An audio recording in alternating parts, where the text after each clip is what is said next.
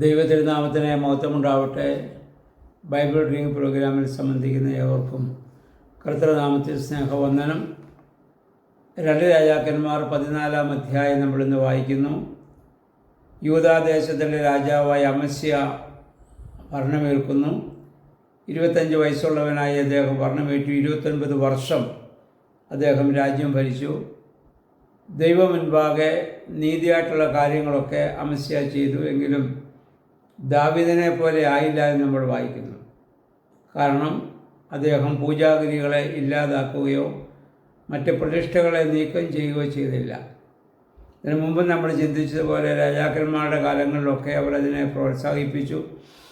കാരണം ജനത്തിൻ്റെ പ്രീതി പിടിച്ചു പറ്റുവാൻ വേണ്ടി. സത്യവും നീതിയും അവർക്കറിയാമെങ്കിലും ആ വഴിയിലേക്ക് അവർ തിരിയാതെ കൊണ്ട് ദൈവത്തെ കോപിപ്പിക്കുമാർ അങ്ങനെയുള്ള കാര്യങ്ങളാണ് ബഹുഭൂരിപക്ഷം രാജാക്കന്മാരിൽ ഉണ്ടാകുന്നത്. അതുതന്നെ അമസ്യായിൽ നിന്നും ഇവിടെ ഉണ്ടാവുകയാണ്. അതിനുശേഷം അദ്ദേഹം രാജ്യഭരണം ഉറപ്പിച്ചു കഴിഞ്ഞപ്പോൾ തൻ്റെ പിതാവായ യഹോവാഷിനെ വധിച്ച ഭൃത്യന്മാരെയൊക്കെ അദ്ദേഹം ഇവിടെ കൊന്നുകളയുകയാണ്. തൻ്റെ അപ്പനെ അവരെ കൂടെ നടന്ന ഭൃത്യന്മാരാണല്ലോ വധിച്ചതിന് മുമ്പ് അദ്ദേഹത്തെ നമ്മൾ കണ്ടതാണ്. അതിന് അദ്ദേഹം അവിടെ പകരം വീട്ടുന്നതായി നമ്മളിവിടെ കാണുന്നുണ്ട്. എന്നാൽ അവരുടെ മക്കളെ അവർ കൊന്നില്ല എന്ന് നമ്മൾ വായിക്കുന്നു. കാരണം പറയുന്നു, മോശയുടെ ന്യായപ്രമാണ പ്രകാരം അപ്പൻ ചെയ്ത തെറ്റിന് മക്കളോ മക്കൾ ചെയ്യുന്ന തെറ്റിന് അപ്പനോ ശിക്ഷ അനുഭവിക്കാൻ പാടില്ല. തെറ്റ് ചെയ്യുന്നവന് തന്നെ ശിക്ഷ അനുഭവിക്കണം. അപ്പോൾ ഇതിനു മുൻപ് അപ്പന്മാരാണ് തെറ്റ് ചെയ്തതെങ്കിൽ അതിന് മക്കളെ ശിക്ഷിക്കുന്നത് ശരിയല്ല. മക്കളാണ് ആ തെറ്റ് ചെയ്തതെങ്കിൽ അതിന് പകരം മാതാപിതാക്കളെ ശിക്ഷിക്കുന്നതും ശരിയല്ല. തെറ്റ് ചെയ്യുന്നവൻ ശിക്ഷ അനുഭവിക്കണം എന്നുള്ളതാണ് ദൈവനീതി. അതുകൊണ്ട് പുതിയ നിയമത്തിൽ അപ്പോസ്തലനായ പൗലോസ്ലീഹ മരണാനന്തര ജീവിതത്തെക്കുറിച്ച് പറയുമ്പോൾ നമ്മെ ഓർമ്മപ്പെടുത്തുന്നുണ്ടല്ലോ. അവനവൻ ശരീരത്തിലിരിക്കുമ്പോൾ ചെയ്ത് നല്ലതാകിലും തീയതാകിലും അതിന് തക്കവണ്ണം പ്രതിഫലം പ്രാപിക്കുവാൻ തക്കവണ്ണം ന്യായാസനത്തിന് മുൻപാകെ നമ്മൾ നിൽക്കേണ്ടി വരും. അപ്പം അങ്ങനെയെങ്കിൽ അങ്ങനെ തെറ്റ് ചെയ്തവർക്ക് വേണ്ടി നമ്മൾ എന്തിനാ പ്രാർത്ഥിക്കുന്നു വേണം ചോദിച്ചേക്കാം. അത് ദൈവത്തിൻ്റെ നിയമമാണ്, അല്ലെങ്കിൽ ദൈവനീതിയാണ്. തെറ്റ് ചെയ്യണം ശിക്ഷ അനുഭവിക്കുക എന്ന ആ നീതിയോടുള്ള നമ്മുടെ യാചനയാണ്, അഭ്യർത്ഥനയാണ് നമ്മൾ നടത്തുന്ന പ്രാർത്ഥന എന്ന് മാത്രം. അത് ക്ഷമിക്കണോ വേണ്ടയോ എന്ന് നിശ്ചയിക്കുന്നവൻ ദൈവം മാത്രമാണെന്ന് മാത്രം.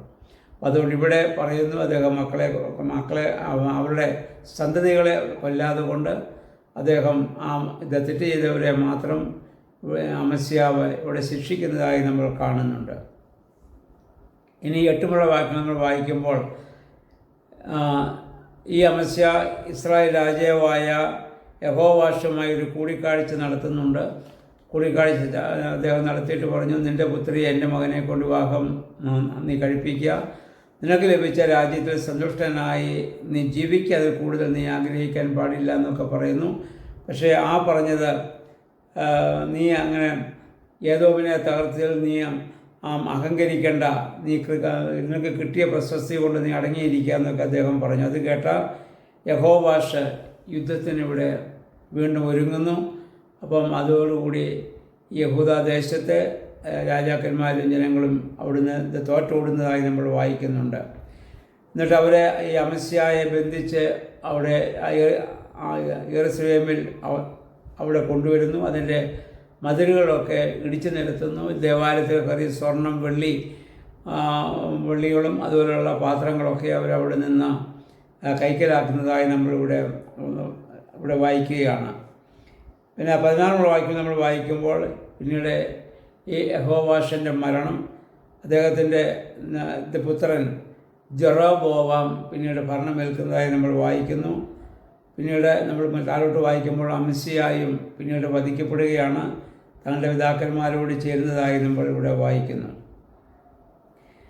പിന്നീട് 27 വാക്യം വായിക്കുമ്പോൾ സമരിയായിൽ വീണ്ടും ഈ അദ്ദേഹത്തിൻ്റെ മകനായ ജെറോബോവാം ഭരണം ആരംഭിക്കുന്നു. 41 വർഷം അദ്ദേഹം ഭരിച്ചു. പക്ഷേ ദൈവസന്നിധിയിൽ തിന്മ പ്രവർത്തിച്ചതായി നമ്മൾ വീണ്ടും ഇവിടെ വായിക്കുകയാണ്.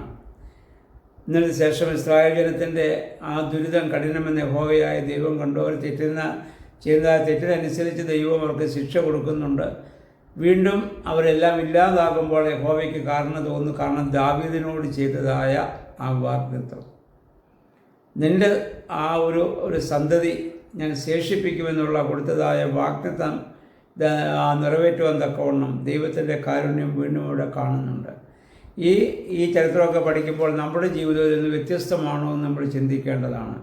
എത്രയോ പ്രാവശ്യം ദൈവത്തിൻ്റെ അത്ഭുതകരമായ അനുഗ്രഹങ്ങളും വിടുതലുകളും ഒക്കെ പ്രാപിച്ചവരാണ് നമ്മൾ. വീണ്ടും അവസരം നമുക്ക് ലഭിക്കുമ്പോൾ, പാപം ചെയ്യാനുള്ള അവസരം ലഭിക്കുമ്പോൾ വീണ്ടും നമ്മൾ പാപത്തിലേക്ക് നമ്മൾ വീണ്ടും പോകുന്നുണ്ട്. വീണ്ടും നമ്മൾ അനുഭവിക്കുമ്പോൾ ദൈവം നമ്മോട് ക്ഷമിക്കുന്നുണ്ട്. എന്നാൽ അങ്ങനെ വീണ്ടും വീണ്ടും നമ്മൾ പാപത്തിൽ തന്നെ ഇരിക്കുവാനുള്ളവരല്ല. പഴയ നിയമത്തിൻ്റെ പ്രശ്നം നമുക്കറിയാമല്ലോ. പരിശുദ്ധാത്മാവ് സ്ഥിരവാസത്തിനില്ല. അതുകൊണ്ട് എന്നാൽ പുതിയ നിയമത്തിൽ അങ്ങനെയല്ല. പരിശുദ്ധാത്മാവിനാൽ നമ്മൾ നയിക്കപ്പെടുന്നവരും നമ്മൾ നിയന്ത്രിക്കപ്പെടുന്നവരുമാണ്. അതുകൊണ്ട് നമ്മൾ ഓരോ പാപങ്ങളും ചെയ്യുമ്പോൾ പരിശുദ്ധാത്മാവ് നമ്മെ ബോധ്യപ്പെടുത്തുന്നത് പാപമാണ്, ചെയ്യാൻ പാടില്ല എന്ന് നമ്മൾ മനസ്സിലാക്കിയിരിക്കെ അതിന് വിരുദ്ധമായി ചെയ്താൽ പരിശുദ്ധാത്മാവിനെതിരായ പാപമായി തീരും. അതിന് പിന്നെ നമുക്ക് ക്ഷമ ലഭിക്കുകയില്ല എന്ന കാര്യം കൂടി നമ്മൾ ഓർത്തിരിക്കേണ്ടതാണ്. ഈ രാജാക്കന്മാരുടെയൊക്കെ ഈ ഭരണവും അവരുടെ ആ ജീവിത രീതിയൊക്കെ കാണുമ്പോൾ അതിൽ നിന്ന് എത്ര വ്യത്യസ്തമായി ദൈവം നമുക്ക് വലിയ അനുഗ്രഹങ്ങളെ നമുക്ക് നൽകിയിരിക്കുന്നു. അനുകൂലമായ സാഹചര്യങ്ങളെയൊക്കെ ദൈവം നമുക്ക് ഇത് നൽകിയിരിക്കുന്നു. ഈ രാജാക്കന്മാരുടെ കാലത്ത് ഒരു രാജ്യത്തും ഒരു ജനത്തിനും സ്വസ്ഥതയോടെ ജീവിക്കാൻ സാധിക്കുന്നില്ല.